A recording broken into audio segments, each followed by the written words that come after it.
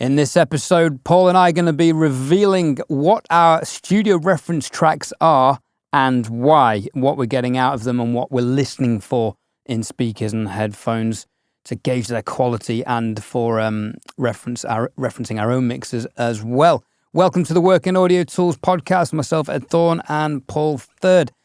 I'm going to go straight out the bat, Paul. My go-to absolute check-in any system is Don't Start Now by Dua Lipa.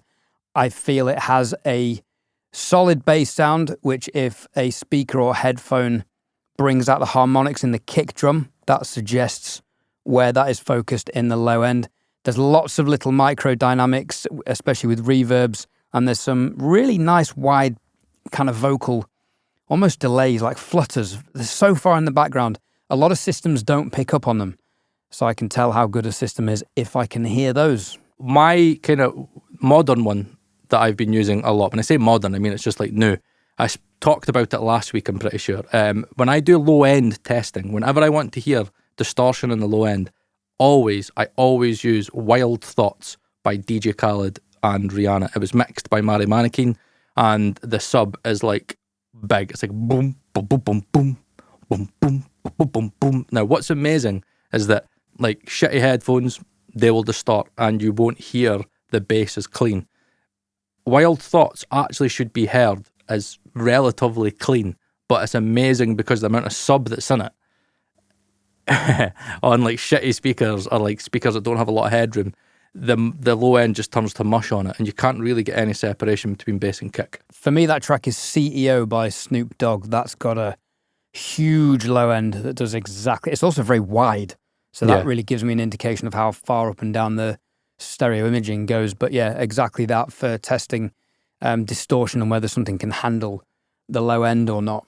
And as well, I think I always use it as a good reference for just seeing, you know, if my low end is louder than that in most mixes, I normally know I've went too far. Because again, we do have little checks that we've gotten exposed, but I normally find that, you know, if maybe I'm just needing a low end check, I'm like, have I not got as much low end in there? I'll listen to Wild Thoughts, maybe like 2 runs of it, listen back to my song, and it'll tell me straight away if I'm like, yeah, Paul, you could raise that bass a little bit more.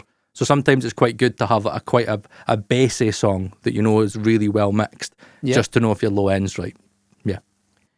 My next song is Thanks to You by Boz Skaggs. Shout out to Mark at Present Day Productions for getting me onto this track.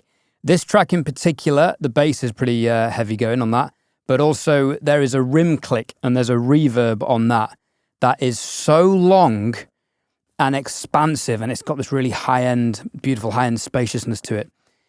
That, to me, tells me the first 2 rim clicks in the song are a bit dud. The third one, it goes... And that, to me, tells me how good a speaker it is at resolving transients. And this, I first heard this song on the PSIs, and I've never heard a speaker deliver this reverb tail as well as the PSIs. The mums do come close, to be fair, but that's how I gauge just how resolving and critically detailed a speaker is. And that then gives you a really good idea of the depth that the speakers can produce as well. What I found with the new IK Multimedia MTM Precision iLoud things Mark II was that they did this thing, and this track really suffered because the reverb went and it literally just stopped short as if it was like a gated reverb. And I was like, that's really weird. They're a very good speaker for everything at the front, but what that highlighted to me was they didn't have the capacity to deliver all the depth of the mix and all the information at the back of the mix, which is what the PSIs absolutely excel at. Have you got any tracks that do that for you?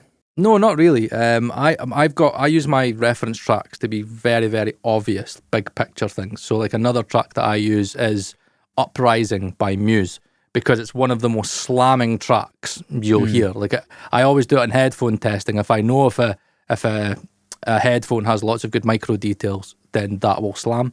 But a lot of times what I've been doing now is that if I know like I'm mixing kind of a rock song or a song that's meant to kind of really hit and slam, what I'll do is I'll put on Meld at M Compare, because I've downloaded all these tracks, I'll put Uprising on and I'll do an A-B to hear the transients and to hear like the energy of it. And if my track sounds a lot softer, then I know I need to give it a little bit more oomph.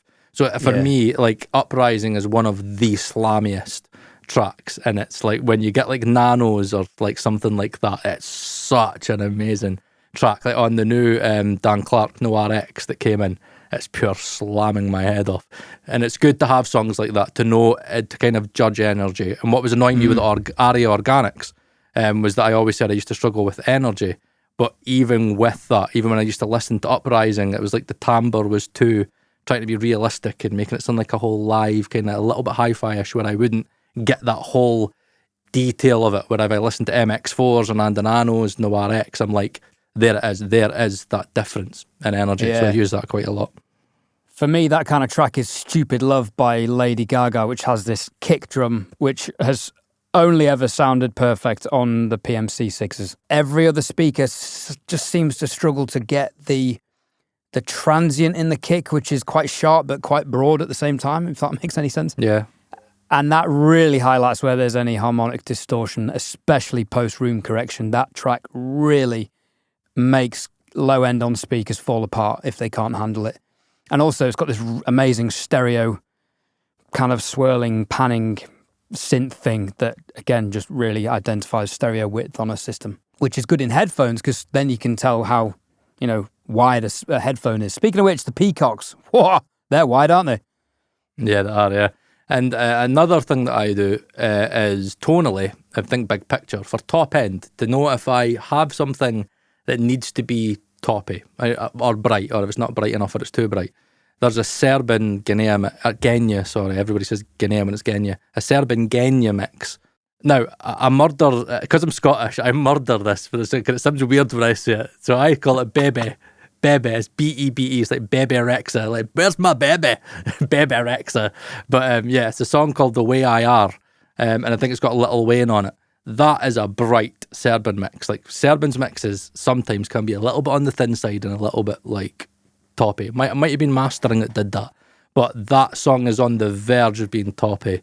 So I use it a lot for headphone EQs, where I know that it should sound bright, but not too bright. So if a headphone's screaming my ears off, then I need to deal with the EQ. If it's sounding normal and not like as bright, then I know. So I quite like to add that in mixes sometimes, where if I feel like this mix is meant to be a pop mix and maybe it needs to be a little bit bright, the rough was maybe a bit bright, but I think theirs is too bright, then sometimes I add in that specific reference track in so I can judge the top end to say, maybe I can give it a little bit of a boost. I think it's very important to add reference tracks in whilst you're mixing for big picture things that are important to the track. Like, I won't just add wild thoughts in if it's unnecessary, but like if it's something like a pop song and the reference is bright and the brightness is something that is very important, then I have a brightness reference that I use to know how far I can push it. So The Way I Are, Bebe Rhexa, where's my Bebe? Like that one. Well, Moving swiftly on. We'll have them in the description, by the way. We'll have a list of all these songs in the description. We'll list these. And my playlist is publicly available on Tidal. It's called Ed Thorne. No, it's not. It's called Studio Reference Tracks by Ed Thorne, mixing and mastering. A big one for me is Simply the Best by Tina Turner. Yeah, this use is more all the for time. assessing systems, because there's something in the snare drum when that comes in that highlights whether a speaker or a headphone is the emphasis is too much on the low mids or the high mids, and there's very few speakers that get this right. And interestingly, the Adam A44Hs that I've been testing this week are nailing this snare drum. And that also helps me with headphones figure out if a snare drum is too far forward or too far back in a mix. Okay, let me think what else that I use. Transients, yes, that is. Even though I've got like a song for slam, I've got this very specific song that I've always used from day one, and it's called Hella Good. I've mentioned it on this podcast before, by No Doubt. Now, Spike Stent mixed that, right? And there's very specific things that I look for. If a headphone has good micro details and good transient response and speed, that snare is going to sound like it's so lifelike. It's like... Oh, brutal, that track. Brutal. And then the distortion on the low end. There's this thing where a synth comes in, and you should hear more of the distortion of that synth in the chorus, that bass synth, if you have a linear system. The less linear it is, it's just kind of going to be a bit mushy and you won't hear the details of the distortion. And then there's also a bit where she's got breaths that go from left to right. It's like... Yeah. Now, if a headphone or a speaker doesn't have good imaging, it'll skip. This is something that we talk about on mix phones all the time. Imaging, right, because we know the way that it should work. If it on a good pair of headphones, right, that goes, genuinely it goes like this. I'll do a bit of ASMR. Paul's going to pan this in the edit. Yes, like it's going to be a stereo episode. It's like a panting tuning dog. in now, yeah, this is not what people want to be hearing. That is not ASMR, Paul. But yeah, like it's a good test for imaging, because if it skips, there's some headphones I hear where it skips and I'm like, I can't trust the imaging on this headphone. But yeah, that's a really good old style mix. I try and keep things pretty big picture, as I said. So if I'm looking for like sustain, like low end sustain of a speaker or a headphone, a very good track is a song from Dean Lewis called Hurtless. That's a great song. I think I'm pretty sure it's Dean Lewis. If it's not, you'll see it in the description. Now in the chorus, the Spike Stent's got this kick, and it goes. Now in certain headphones that I don't have a lot of sustain, or they're too tight, it'll just go doof, doof. But in a headphone or a pair of speakers that have accurate low end response, you'll hear the depth in the sustain of the kick. So go doof, doof. And I always find that's a really good one. If I feel like if there's a song that's quite acoustic or something that needs the low end to be filled out, and sometimes I feel like, how far can I fill out the low end in this? Sometimes I'll stick on Hurtless just to be like, right, okay, that's how kind of deep the low end could be. So again, always big picture thing. I always find that references are always good if it's something specific and you have something to listen out for. Because what I used to do was we just put random tracks in, and that just confuses the shit out of you. Because you'd be like, the snare sounds different there, the kick sounds different, and he's panned that there and that's different. So I always find it's very important to have something very specific in your mind when you're trying to like use a reference. Yeah, and this is exactly what we're going for, I think, with this episode. Other tracks of note for me are Back in Black. I've never heard this sound as good as it does on ATC speakers. It's just mid-range guitars, mid-range speakers. Sounds amazing. In terms of actually getting into mixes and really referencing, I guess it's down to the style of music. I've got a few country songs I would go for, hip-hop stuff. I just generally would go off what the artist is saying. If it's a genre I'm not quite fluent in, I would be saying, well, I mean, this is good practice anyway, with any artist, say, can you give me 3 reference tracks of things that you like sonically? A lot of artists don't do it. I've had someone recently say, just do your thing, which was dangerous, but I think that worked out all right. Some people just don't send you them. Some people don't understand what you mean by that. And other people have very definitive ideas of what they want things to sound like. I even had a guy saying, right, I want the hi-hats like this. I want this kind of reverby vibe, and I want this vocal sound. And I was like, brilliant. Away we go. Yeah, another track I use for hi-hats is Break Up With Your Girlfriend on Board. That's from Ariana Grande, because the hi-hats for me are kind of perfect in the way Serban mixed them. And on a lot of references, if your headphones or speakers are too toppy or are too like the crossover's not very good, the hi-hats are going to like really annoy you. Where Serban has mixed them really well. So I always find that because hi-hats could be tricky in certain genres because it can be really important. So I sometimes find that if I put that track on and I'm struggling with a hi-hat level, because it could be easy to lose yourself in a mix, I'll stick that on, listen to the hi-hats quickly, and sometimes it could be the very quick thing just to get the hi-hats to the right level if need be. Yeah, that reminds me of one, Damn Those City Lights by Deshaw or Deshaw. Great track and a really horrible sounding hi-hat in it, and it's quite nasty sampled snare sound. Again, if you want to test a speaker and it sounds as horrible, if it sounds good, then it's probably not the right speaker. If you don't have an in-house mastering engineer like we're fortunate enough to have with Marcel at Actu Make with the Working Audio Tools, Distrokid have you covered. For just $99 a year, you can buy unlimited mastering for all of your tracks in tandem with unlimited releases via Distrokid. Mixea from Distrokid uses AI technology to measure the EQ and the dynamics of your track and then present you with numerous options to tweak and customize your master. You can flip between the original and the generic mastered option.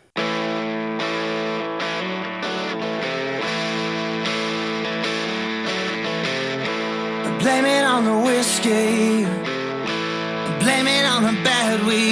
So instantly we can hear that's making the track louder, and it's also slightly flattening the EQ, bringing in a little bit more of the mid-range and of course the top end. We can adjust the intensity, which is how much compression and limiting is being applied to the track. Blame it on the only thing you've ever seen. Run and tell your mother. Blame it on your brother. I think somewhere in the middle works for this track. And the EQ options are self-explanatory. We can make the track effectively duller or brighter. Just ain't right. All you do is lie. All you do is try to deny. All you do is lie. Even when you know it just ain't right. All you do is lie.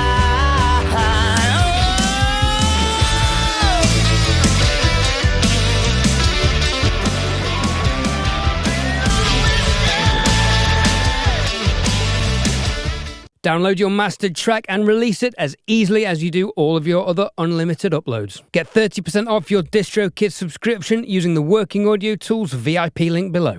Right, those are my main reference tracks, so I thought that might be a short episode. I've got a whole playlist of them, which I will fine-tune and edit to the ones I actually regularly listen to. People keep giving me playlists. I seem to collect them at events. You know, when you go and hear a speaker demo. Yeah. And you hear, oh, what are you listening out for in there? And, you know, I've got like 47 tracks. I'm going to try and get that down to 20. Leave us your thoughts and comments and your go-to reference tracks and what they're for in the comments.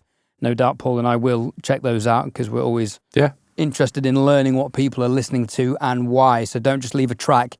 Please leave what you're listening to and what you're listening in it for. Yeah. I think for me, I think the only other ones that I could mention very, very quickly that I've maybe forgot, that for country, and if I need a snare to go doof, doof, doof, The Kind of Love We Make. I can't remember who sung that again, but Luke Combs, that's it. See that snare? That for me is the definition of like a low mid doof snare. It is like if I need to get that kind of snare sound, I get it. Reference wise, again, sometimes it'll be a genre specific thing, but I think as Ed said earlier, you know, it's always about important asking your artists who inspires you. Is there any records that you feel like you want this to sound like? Is there anything that was an inspiration? Who do you listen to? If possible, if it's a producer, who's your favourite mixer?